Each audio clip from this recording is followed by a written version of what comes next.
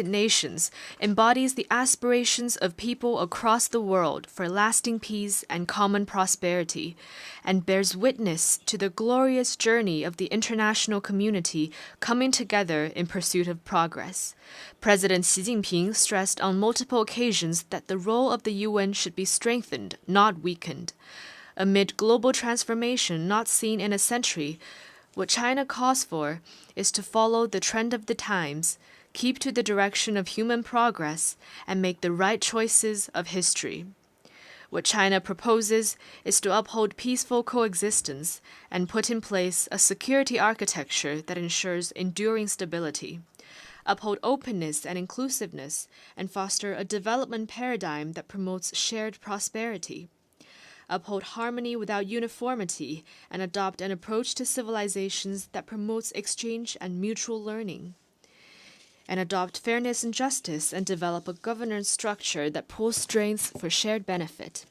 In today's world, the security of all countries is tied together. In face of various kinds of global challenges and risks, no one can stay immune or enjoy security alone. Countries need to be guided by a vision of common, comprehensive, cooperative, and sustainable security. We should respect each other's sovereignty and territorial integrity, take the legitimate security concerns of others seriously, and resolve disputes and differences through dialogue and consultation. We should actively explore a path for major countries to coexist in peace and work for a new type of international relations characterized by mutual respect, fairness, justice, and win-win cooperation. In today's world, the development of all countries is deeply integrated. If the rich get richer while the poor remain poor, then everyone is born equal would become an empty slogan, and fairness and justice would be even more elusive. Achieving modernization is a legitimate right of the people of all countries, not a prerogative of a few. We should be committed to advancing global modernization and ensure that no one and no country is left behind on the journey toward modernization.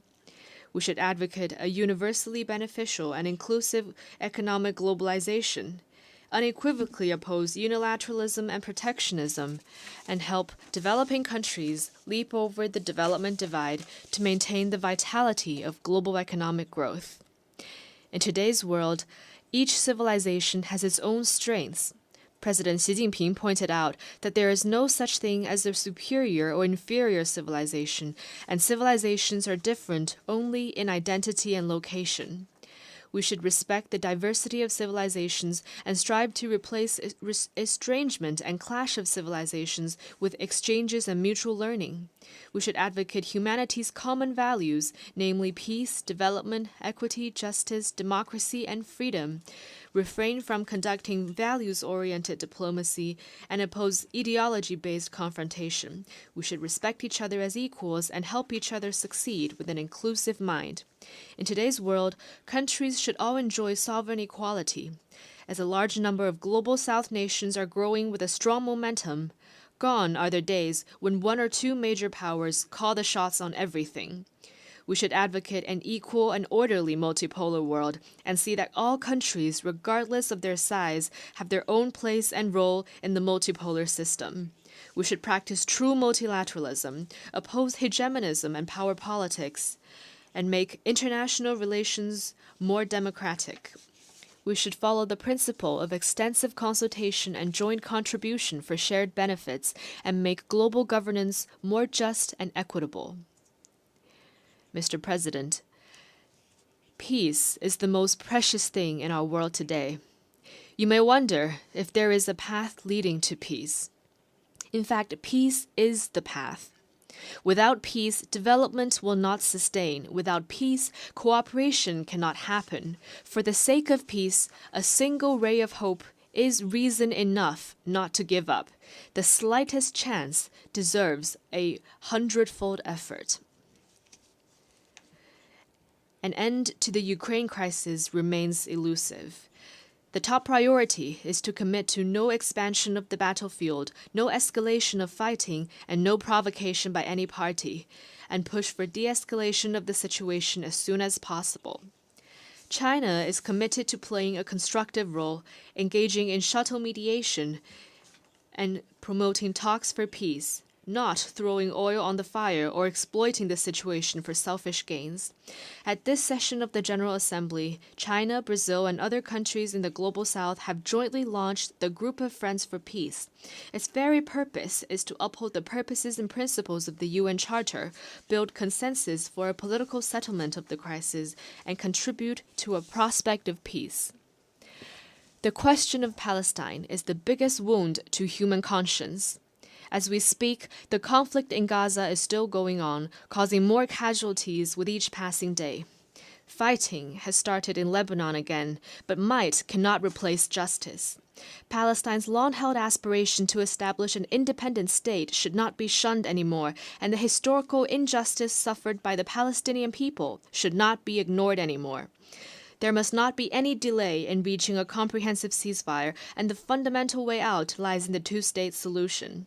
China has always been a staunch supporter of the just cause of the Palestinian people to regain their legitimate national rights and a staunch supporter of Palestine's full UN membership. We have recently helped to bring about breakthroughs in intra-Palestine reconciliation and will continue to work in concert with like-minded countries for a comprehensive and just settlement of the question of Palestine and durable peace and stability in the Middle East. The issue of Afghanistan concerns regional peace and security. It is important to help the country exercise prudent governance, fight terrorism effectively, improve people's life, and reinvigorate the economy to create a better life or future for the people of Afghanistan. The Korean Peninsula should not experience war again. The important thing is to make persistent efforts for de-escalation, commit to seeking solutions through dialogue and consultation, realize a transition from the armistice to a peace mechanism, and safeguard peace and stability on the peninsula. China is deeply aware that Asia needs stability and development and opposes division and conflict. As an important origin of human civilization and a key engine of global growth, Asia has the wisdom and capability to stabilize the situations through regional cooperation and handle differences properly through dialogue and consultation. We are firmly against the meddling by countries outside the region, and will firmly resist attempts by any force to stoke trouble and confrontation in the region. Mr. President, as the world faces increasingly serious challenges, China has never opted to be an indifferent spectator. Instead, we've been playing a bigger part in global governance than ever before.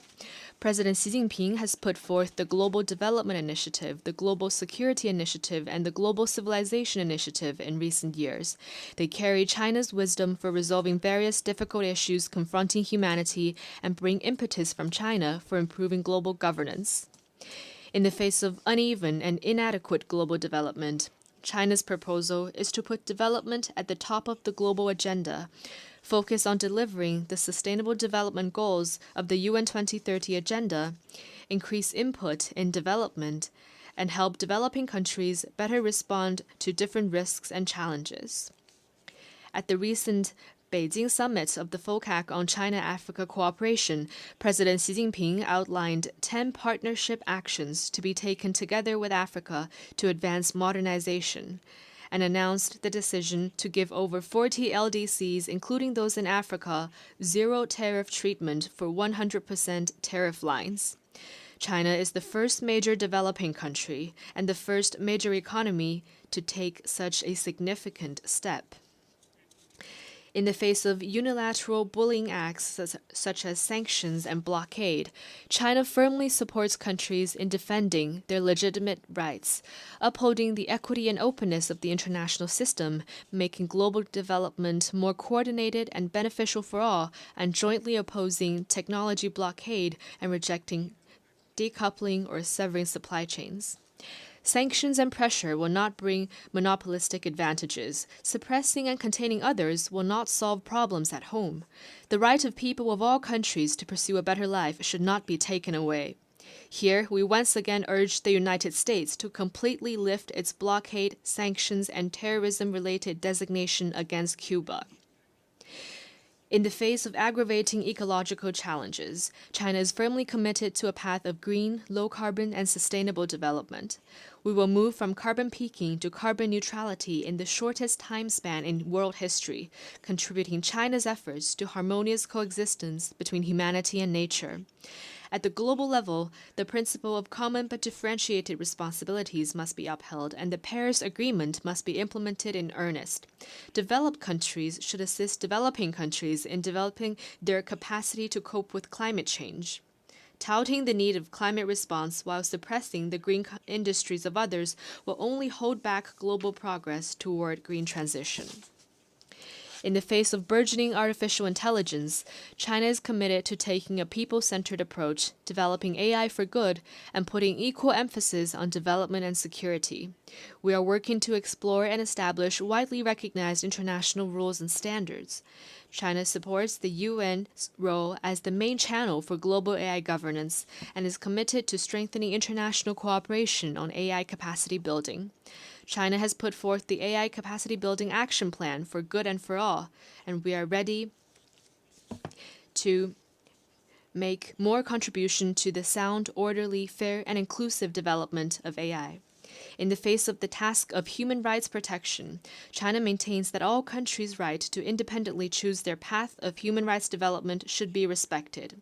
No country should impose its own will on others or interfere in others' internal affairs in the name of human rights.